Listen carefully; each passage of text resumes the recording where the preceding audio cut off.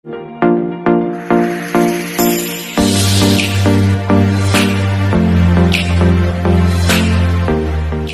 warahmatullahi wabarakatuh. Di sini kami dari kelompok 3, yaitu saya, Sari Maulia, dan dua teman saya, Liliana Putri Irawan dan Muhammad Riandi Aulia, ingin mempresentasikan makalah kami yang berjudul Keseimbangan Pasar Ekonomi Makro.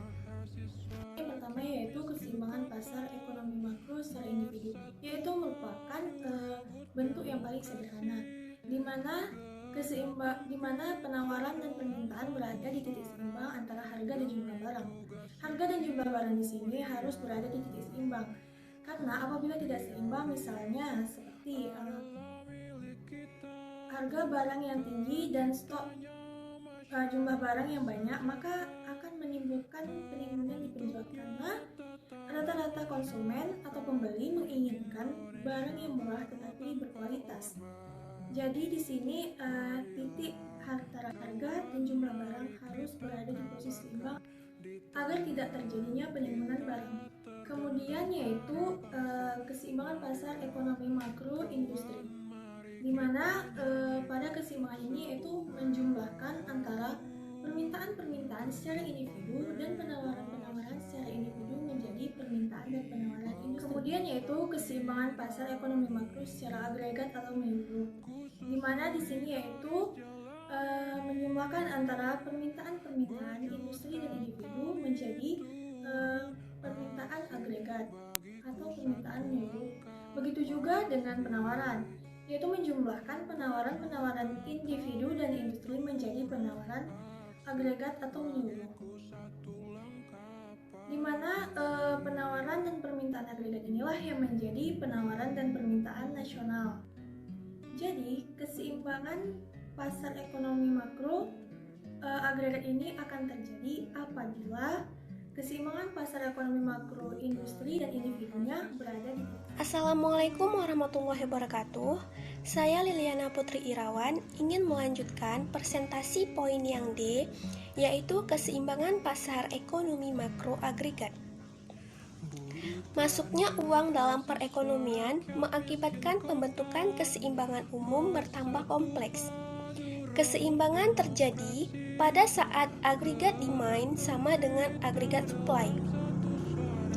Dalam pembentukan demand, ada dua keseimbangan pasar yang menentukan. Yang pertama itu ada keseimbangan pasar uang, dan yang kedua ada keseimbangan pasar barang. Keseimbangan pasar barang dengan pasar uang memiliki hubungan yang sangat erat dan tidak dapat dipisahkan, karena jumlah barang terjual tergantung jumlah uang yang dimiliki oleh masyarakat. Jadi di sini dapat disimpulkan, masyarakat dapat berbelanja tergantung dengan jumlah uang yang dimilikinya. Kemudian poin yang E, yaitu peranan pemerintah dalam keseimbangan ekonomi. Di sini pemerintah memiliki wewenang untuk dapat menarik pajak dan menjadikannya sebagai tabungan. Dengan tabungannya yang besar, pemerintah memiliki kemampuan sebagai pembeli. Ketika pemerintah menaikkan pajak, maka naiklah pula pendapatan pada negara dan juga tabungan pada negara. Kemudian poin yang F, yaitu keseimbangan pasar ekonomi makro pada macam-macam agregat supply. Di sini pembahasannya meliputi 4 poin, yaitu yang poin pertama, kurva agregat supply berslope positif, yaitu tanpa rigiditas dan rigiditas gaji. Kemudian yang kedua, kurva agregat supply berslope horizontal, yaitu rigiditas harga. Yang ketiga, kurva agregat supply berslope vertikal, rigiditas output, dan keseimbangan agregat supply dengan keseimbangan agregat demand.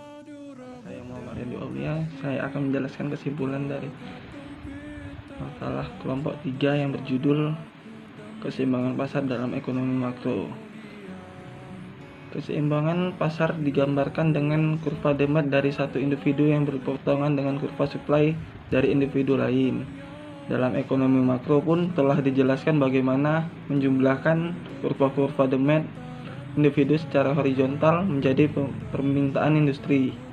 Begitu juga dengan penjumlahan kurva-kurva supply secara horizontal yang membentuk kurva penawaran industri.